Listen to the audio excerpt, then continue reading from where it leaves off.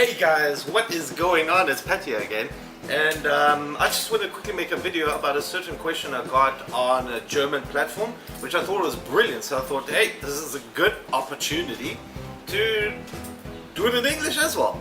And it's about macro timing during an intermittent fast. Now, I thought this was a pretty important question because right now during this month we have Ramadan. Not me, I don't celebrate it, but a lot of people worldwide celebrate Ramadan. It's a fasting period where you don't eat anything and then you pretty much just binge in the night. And the thing is that there are a lot of people that are worried about training during Ramadan, and they're going to lose muscle mass, they're going to lose something. And the truth is, unfortunately, there's no unfortunately. I just fooled you. By the way, it's not bad. It's not bad. It's actually going to pretty much get you into decent condition if you keep it clean and you do it right. Guess what Ramadan is, and guess what I don't know, pretty much a big chunk of the fitness industry actually does. It's like intermittent fasting. Intermittent fasting. We've had intermittent fasting for I don't know how many years now. Who invented it? Actually, you guys invented it with the religion and Ramadan. But who popularized it? I don't know. But there's a certain gentleman that pretty much made it even bigger with the warrior diet. That was also a type of an intermittent fast. And there are different types in general. The warrior diet specifically is pretty much the 16-hour fasting period where you don't eat anything in the 16 hours, and then 8 hours in 24 hours. 16 plus 8 is 24. Okay, thank you. There's a math lesson for you guys. It's pretty much where you eat. Now, the question was, what I got before was how to plan eating during this eating period, an intermittent fast. And I thought this was a goddamn brilliant idea. Now, first thing you guys have to realize is this thing, a watch, and I'm going to do a video about this in the future because I cannot stand this fucking question any longer.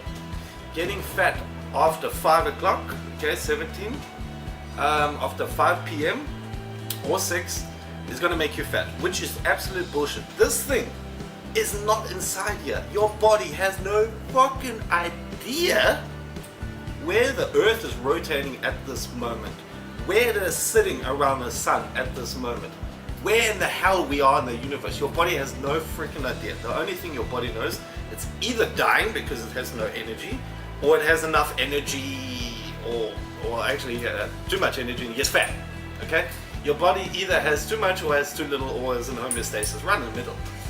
Other than that, your body has no idea what time it is, and it doesn't impact the way your metabolic rate works. Now, let's go back into the past a little bit. We thought back in the days that your metabolic rate goes down during the sleeping period. Now, that's not the case. We've seen over a lot of new studies, okay, and there are a lot of old studies which are just not relevant anymore because they're wrong. Your metabolic rate actually doesn't drop. The decrease is nothing. The only thing what drops is your energy expenditure through activity. Of course, you're not going to be moving around. You're going to be sleeping. You're sleeping. You're not going to be jogging or doing cardio during the sleep. And by the way, get this: your brain uses a crap ton of energy during the sleeping period. Dreaming uses a lot of fats. And if you're in keto, then you lose a lot of ketones, which is actually a primary energy, or not primary, a preferred energy source for the brain, by the way. So, now that we got that covered up, how do we eat? Okay, the thing is that try to plan all the calories you take in during a time when your body needs it the most, okay? And when is that? During training days, of course, it's during the training area, okay? It's before and after training. Your body is going to be dying, okay? You've just been training, you've hammered out your workouts, your sets, your reps, and you need a shit ton of energy back in, okay? The thing is that You need to start regeneration, recuperation, and refilling your energy stores. How do you do that? Good. Regeneration, amino acids from your proteins. Your body needs your amino acids. For example, leucine needs to get into action and start making some new muscle fibers through muscle protein synthesis. God damn it. Synthesis. And your body needs to replace the energy stores what you've used up. Now that's also very differential regarding your diet, but let's say if you are in a diet, okay, and you are very low in general during your off season, it's not such a big deal. But the thing is, your body needs, think of your muscles as tanks, energy tanks, okay?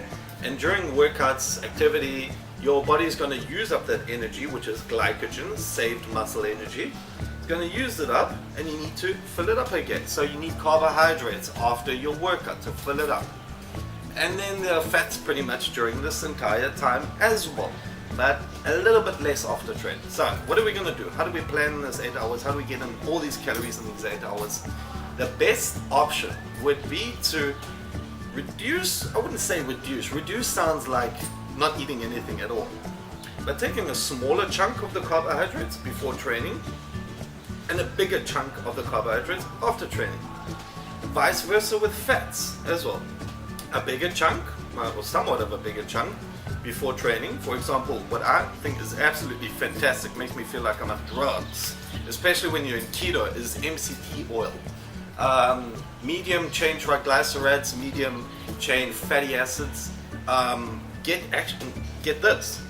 used first off as an energy source before carbohydrates. So if you take both of them in, guess what your body's going to burn off first? MCTs. And then of course during the day period, a little bit later after training, I'd say about 5 hours, 6, 7 hours after your workout, that's when your body is replenished already from your post-workout shake, from your post-workout meal. Then you can take another big chunk of fats, okay? Fats like from fish, fats like from nuts, fats like from oils, olive oils, wrapped oil, canola, blah blah blah. Why am I forgetting my goddamn oils? Coconut oil and whatnot. But try to break down your protein, carbs and fats accordingly. Protein, you don't have to take protein throughout the entire time, and you can take a big chunk after your workout. But if you do have a shake after your workout, quick acting proteins like whey protein, or if you guys are vegan, you could go for a plant source. That's also absolutely fine. People saying that a vegan source doesn't build muscle is bullshit. If you combine some plant-based proteins, it's going to increase your biological value anyway, because you have a full spectrum of amino acids, and that's fine for your body. You have enough amino acids. So getting yourself, or mixing a couple of different products of rice protein, pea protein, hemp protein. You know, the weed, okay? Hemp protein is also fantastic, by the way. Lots of very good fatty acids in hemp seeds. You can buy this in the store. I'm not quite sure. I'm not really